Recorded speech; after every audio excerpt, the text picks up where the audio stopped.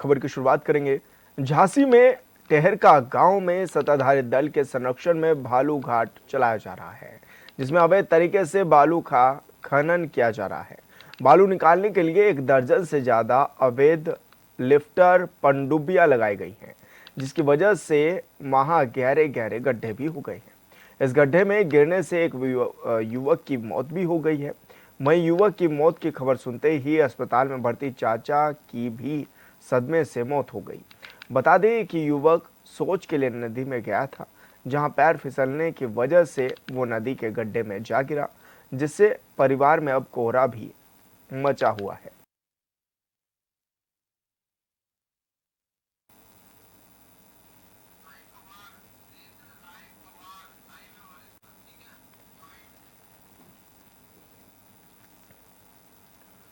और संवाददाता धीरेन्द्र रायकवार हमारे साथ लाइव जुड़ गए हैं। धीरेन्द्र, जिस तरह से ये जानकारी भी मिल पा रही है कि एक व्यक्ति की मौत हो जाती है नदी में गिरने से, तो ऐसे में क्या माना जाए, आखिर ये इतनी लापरवाही क्यों? बिल्कुल, जिस प्रकार बात कर ले झांसी के एरस थाना क्षेत्र में ये टेरका बालू घाट संचालित हो रहा है। यहाँ तक कि आरोप है कि यह बालू घाट अवैध है। अवैध होने के बावजूद भी यह लगातार चल रहा है, लेकिन सवाल उठता है कि जिले के जिम्मेदार अधिकारी आखिर इस पर कार्रवाई करने की हिम्मत क्यों नहीं जुटा पा रहे। तो साफ तौर पर आपने ग्रामीणों का सुना होगा कि एक सत्ताधारी विधायक है, उनका संरक्षण है, जिनकी वजह से जो जिले का प्रशासन है वो कार्रवाई के लिए हिम्मत नहीं जुटा पा रहा। लेकिन ऐसे में सवाल खड़ा होता है इस अवैध घाट पर प्रतिबंधित करीब 2 दर्जन पोकलैंड मशीनों से, जिन्हें लिफ्टर बोलते हैं, 100 फुट नीचे से गहरी गहरी नदी के बीचों बीच कुएं नुमा गड्ढे बना दिए हैं, जो लोगों की जान जा रही है। आप देख सकते हैं तस्वीरों में साफ तौर पर, एक नहीं इसी गांव में 2-2 चिताएं जली, वो भी एक ही परिवार की। मतलब भतीजे की लिफ्टर के तेज खिंचाव में खींचने के बाद लिफ्टर में फंसने से मौत हो गई है। वहीं सदमे से चाची की भी ये भतीजे की मौत की खबर सुनकर उनकी भी मौत हो गई। फिलहाल 2-2 मौतों से तमाम सवाल खड़े हो रहे हैं, लेकिन जिला प्रशासन अब भी साफ तौर पर बोलने से कतराता नजर आ रहा है। ये तस्वीरें साफ कह रही हैं। अब तक जिला प्रशासन ने कोई भी ऑफिशियल वाइड मीडिया के कैमरे के सामने बोलने से इनकार कर दिया, ना ही कोई अब तक कोई ऐसी वाइड जो दी है प्रशासनिक अधिकारियों, जिससे साफ हो सके कि आखिर यह घाट कैसे संचालित हो रहा था, और अगर संचालित नहीं हो रहा, सही संचालित हो रहा था, तो अधिकारी आखिर इस पर बोलने से कतरा क्यों रहे हैं। ये तमाम सवाल खड़े हो रहे हैं। जी, लेकिन धीरेन्द्र, कौन ये लोग हैं जो अवैध खनन कर रहे हैं और इनको संरक्षण भी बड़े लेवल पे मिल रहा है? बिल्कुल तस्वीरें देख सकते हैं। इससे पहले भी एचएनएन के कैमरे में वो तस्वीरें कैद हुई थी, जो तमाम दावों को फेल करती नजर आ रही हैं। जीरो टॉलरेंस की भले ही उत्तर प्रदेश के सीएम साहब दावे कर रहे हों, लेकिन इन दावों की अगर बात कर लें तो यह धूल फाकते ये दावे नजर आ रहे हैं। ये अवैध खनन जो हो रहा था, इसकी एचएनएन ने पहले भी रिपोर्ट दिखाई थी, और एचएनएन ने बाकायदा कहा था कि ये वो दिन दूर नहीं जब कोई बड़ा हादसा होगा। और कुछ ही दिनों बाद ये 2-2 मौतें एचएनएन की कहीं ना कहीं आगाह किया था। एचएनएन की टीम ने, एचएनएन ने प्रमुखता से इन खबरों को दिखाया था अवैध खनन की, लेकिन जिला प्रशासन नहीं चेता, या फिर ये कह लीजिए कि जिम्मेदार अधिकारी जो सत्ताधारी नेता हैं उनके आगे घुटने टेके हुए हैं, खनन माफियाओं के आगे घुटने टेके हुए हैं। ये तमाम सवाल खड़े होते हैं। अब तक ना तो कोई कार्रवाई की गई है, ना ही कोई बाइट प्रशासन ने दी है, लेकिन खनन की तस्वीरें आप साफ देख रहे होंगे। पीछे तमाम वो 2 दर्जन लिफ्टर लगे हुए हैं, बड़ी बड़ी जो प्रतिबंधित एलएनटी मशीनें हैं,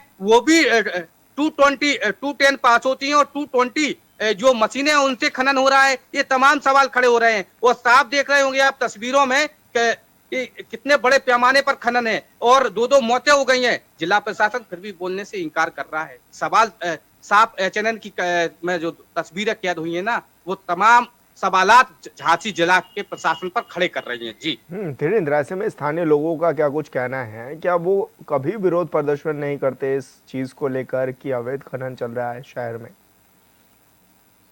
बिल्कुल बात कर ले, 2-2 मौतें हो गई हैं, फिर भी जो गांव के लोग हैं विरोध जता रहे हैं, विरोध करने का प्रयास कर रहे हैं। यहाँ तक कि अब तक आप समझ लीजिए कि जो जिम्मेदार लोग हैं, बात कर ले स्थानीय थाने की, मतलब पीड़ित परिवार ने 2-2 मौतें होने के बाद शिकायत दी, तो अब तक मामला तक दर्ज नहीं हुआ। साफ समझ सकते हैं किस प्रकार मतलब प्रशासन से लेकर लोग कितने दबाव में होंगे। ग्रामीण यहाँ तक कि जो ग्रामीण आगे आए हैं, हो सकता है कि कल के दिन प्रशासन उनके ऊपर कोई मुकदमा लाद दे। हो सकता है कि आज एचएनएन का आपका रिपोर्टर धीरेन्द्र रायकवार यहाँ खड़ा है, हो सकता है कल इसके ऊपर भी मुकदमे दर्ज हो जाए।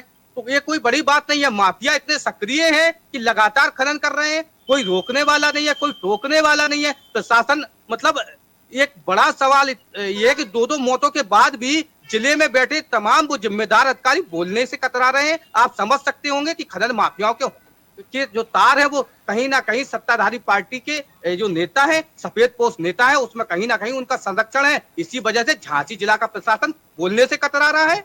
जी बिल्कुल धीरेन्द्र, आप बने रहिए हमारे साथ सुरेंद्र यादव जुड़ गए हैं, मृतक के भाई हैं। सुरेंद्र जी, किस तरह से ये बड़ी घटना हो गई और ऐसे में क्योंकि बालू जो कि खनन अवैध तरीके से जारी है, उसके लिए आप लोग क्या कुछ कह रहे हैं, क्या कुछ कर रहे हैं?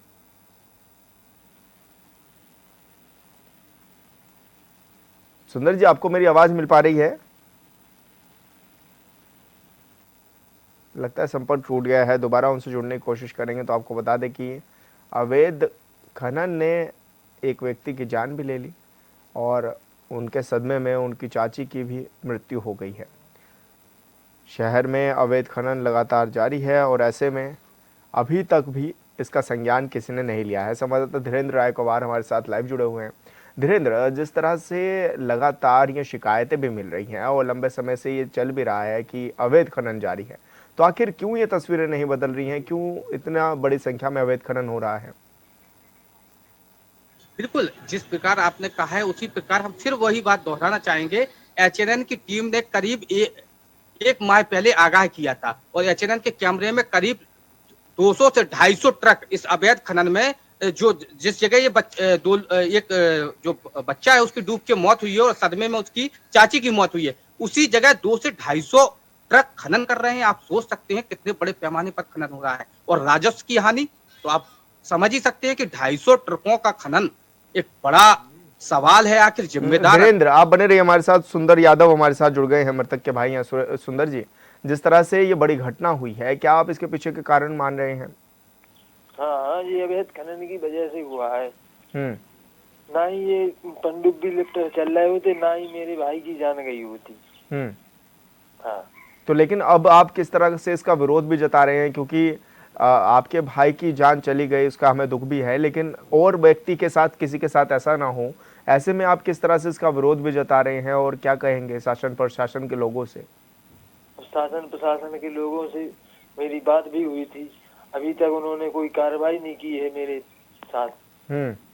हाँ, तो क्या कह रहे हैं, क्या ऐसे ही चलता रहेगा अवैध खनन, ऐसे ही लोगों की जान जाती रहेगी? अब वही तो समझ में नहीं आ रहा है। दो दो जाने चली गई हैं। हाँ, हम तो आखिर जा रहे हैं। जी, आखिर कौन ये लोग हैं जो इतनी बड़ी संख्या में अवैध खनन कर रहे हैं और सरकार का और प्रशासन का संरक्षण इनको मिल रहा है? ये वो कोई जवाहर जी का घाट है जी, और एक प्रधान जी है जरिया का, वो चलवा रहा है, उसके माध्यम से चल रहा है। तो यानी कि काफी बड़ी टीम है जो कि अवैध खनन कर रही है। क्या प्रशासन नहीं सूद लेता या फिर इससे पहले आप लोगों ने कभी इसका विरोध नहीं जताया? नहीं, अभी तक कोई ऐसी घटना नहीं घटी, ना भगवान करे ऐसी कभी घटे। लेकिन ये तो बताया जा रहा है कि पूरी तरह से अवैध खनन किया जा रहा है यहाँ पर इस नदी में। बहुत ज्यादा अवैध खनन है, ऐसी कम नहीं है। और 2 नंबर में पूरा घाट है, 1 नंबर में रॉयल्टी भी नहीं है घाट की, ऐसा है जी। बहुत शुक्रिया सुंदर जी, आप हमारे साथ जुड़े, आपने अपनी बात रखी। समझ सकते हैं आपके दुख को कि आपके परिवार से 2 लोगों की जान चली गई अवैध खनन के चलते। तो बालू के खनन ने ये 2 जान ले ली हैं और ऐसे में लगातार मातम भी पसरा हुआ नजर आ रहा है। और धीरेन्द्र रायकवार हमारे संवाददाता हमारे साथ जुड़े हुए भी हैं। धीरेन्द्र, जिस तरह से आपने मृतक के भाई को भी सुना, उन्होंने भी बताया कि लंबे समय से ये खनन जारी है। आखिर क्यों प्रशासन के लोग आंखें मूंदे बैठे हैं? बिल्कुल, जिस प्रकार बात आ रही है सामने, साफ तस्वीरें कह रही हैं। कहीं ना कहीं इसमें सफेद पोश नेताओं का संरक्षण है, जिसकी वजह से जो जिले में बैठे तमाम अधिकारी हैं वो डरे हुए हैं, या फिर यूं कह लीजिए कि सत्ता में जो यहाँ के लोग हैं उनका संरक्षण इतना ज्यादा है कि जो जिम्मेदार अधिकारी हैं वो कार्रवाई करने से कतरा रहे हैं। कार्रवाई की तो बात दूर है, यहाँ तक कि 2 लोगों की जो भतीजे की मौत के बाद सदमे से चाची की मौत हुई है, और या जो भतीजा है उसकी लिफ्टर में फंसने से मौत हुई, उस पर बोलने से कतरा रहे हैं। आप समझ सकते हैं कि झांसी जिले प्रशासन की क्या हालत होगी। मतलब बोल नहीं पा रहा है प्रशासन। ये तमाम सवाल खड़े हो रहे हैं। इससे हटकर आ जाइए आप, जो वहां पर 2 दर्जन लिफ्टर लगे हुए हैं, आखिर ये तमाम सवाल खड़े होते हैं, उनका संचालक कौन है? जिनमें अभी सूत्रों के हवाले से हमारी टीम को जानकारी लगी है, चैनल की टीम को, एक राज आलम है जो इसका पूरा संचालक है, एक पुष्पेंद्र यादव है जो स्थानीय वहीं पास के में गांव लगता है पूंछ, वहां के निवासी हैं। तो ये लोग मतलब इतने बड़े पैमाने पर खनन कर रहे हैं, और जिम्मेदार अधिकारी कहीं ना कहीं ये साफ नजर आ रहा है कि इसमें बड़े सफेद पोस्ट नेता का संरक्षण है, जिसकी वजह से ये जी जो खनन बिल्कुल। माफिया धीरेन्द्र बने रहिए हमारे साथ। महेश कश्यप हमारे साथ जुड़ गए हैं, जिलाध्यक्ष सपा से। महेश जी, बहुत स्वागत है आपका चैनल पर। जी बहुत धन्यवाद आपका। महेश जी, लगातार अवैध खनन जारी है और ऐसे में लोगों की जान भी जा रही है, आखिर कौन है सबका जिम्मेदार? भारतीय जनता पार्टी की जिस दिन से सरकार उत्तर प्रदेश में बनी है, जो लोग भ्रष्टाचार की बात करते थे, आज वो भ्रष्टाचार के माफिया बने बैठे हुए, और उसी का जीता जागता उदाहरण है ये अवैध खनन, जहाँ एक मासूम बच्चे की, छात्र की, चूंकि नदी निकली है बगल से, गांव है टेर का, वो अधिक जब कोई नदी अगर से तालाब होता है गांव के आसपास, तो बच्चे खेलने जाते हैं पानी में, लेकिन वहाँ अवैध खनन ने इतना गहरा गड्ढा कर दिया और पोकलैंड डाल दी, जिससे उसको पानी ने खींच लिया और वो मर गया। उसकी मौत हो गई। उसकी मौत की खबर जैसे ही मिली, परिवार के लोगों को मिली, उनकी चाची की सदमे में जान चली गई। तो ये भारतीय जनता पार्टी की सरकार में जहाँ अवैध खनन करने वाले बालू माफिया, तो जो दबदबा है इस सरकार में, आप देखो जो पुलिस के अधिकारी हैं, जो जांच अधिकारी हैं, वो आज किसी तरीके की उन लोगों पर कार्रवाई न करने की उनकी कोई इच्छा नहीं है। आखिर भ्रष्टाचार इतना इस सरकार में बढ़ गया है कि जिसकी कोई कल्पना नहीं कर सकता। तो जहां बालू माफिया एक तरफ अपने उस पे चरम पर है, वहीं आपने देखा कि किस तरीके से लॉ एंड ऑर्डर नाम की चीज अब उत्तर प्रदेश में नहीं रह गई। कानून व्यवस्था पूरे तरीके से खत्म है, और जहां जिसको मौका मिल रहा है वहां लूट घसूट में सरकार और पार्टी के नेता, और अब ये भी जो प्रशासन के अधिकारी हैं, कहीं ना कहीं ये भी उसमें मिले हुए हैं। लेकिन ये तो कहा जाता है कि जीरो टॉलरेंस की सरकार है और सरकार जीरो टॉलरेंस की नीति पर काम कर रही है, तो फिर ऐसे में अवैध खनन क्यों हो रहा है, और अगर हो भी रहा है तो अभी तक कार्रवाई क्यों नहीं हुई? सरकार की कथनी और करनी दोनों अलग चीज है। सरकार कहती कुछ है और करती कुछ है। जहाँ जीरो टॉलरेंस की बात करने वाले आज ये हत्याएं हो रही हैं, ये पानी में डूब के नहीं, हम बहुत जिम्मेदारी से कह सकते हैं ये हत्या है। और जहाँ लोग हत्या करके खुलेआम घूम रहे हैं, वहाँ कैसा जीरो टॉलरेंस। और मुख्यमंत्री जी के क्षेत्र में जहाँ के मुख्यमंत्री जी, और बताओ वहाँ पर एक निषाद परिवार को जिंदा जला दिया जाता है। तो इस तरीके का हाल पूरे उत्तर प्रदेश में है। ये टेरका की घटना कोई पहली और आखिरी घटना नहीं है, ये निरंतर जिस दिन से भारतीय जनता पार्टी की सरकार बनी उस दिन से ये अपराध बढ़े हैं, अपराधियों के हौसले बढ़े हैं, और भ्रष्टाचार इतना है कि जो प्रशासन में अधिकारी हैं वो कोई काम करने को तैयार नहीं है, गरीब की सुनने को तैयार नहीं है। गरीब पूरी तरीके से परेशान है। इनका कहना और करना दोनों विपरीत होते हैं।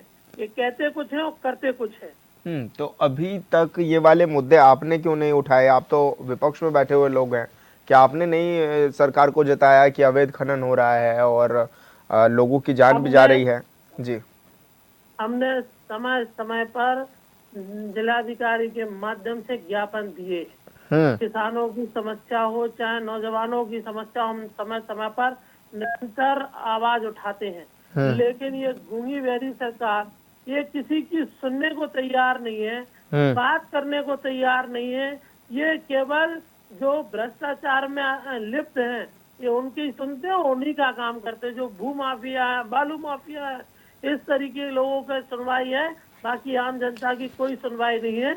लेकिन हम लोगों ने जब भी मौका मिलता है तब हम लोग बात रखते हैं। अभी हमने परिवार के लोगों से बात की है, परिवार के लोगों से कहा भी है।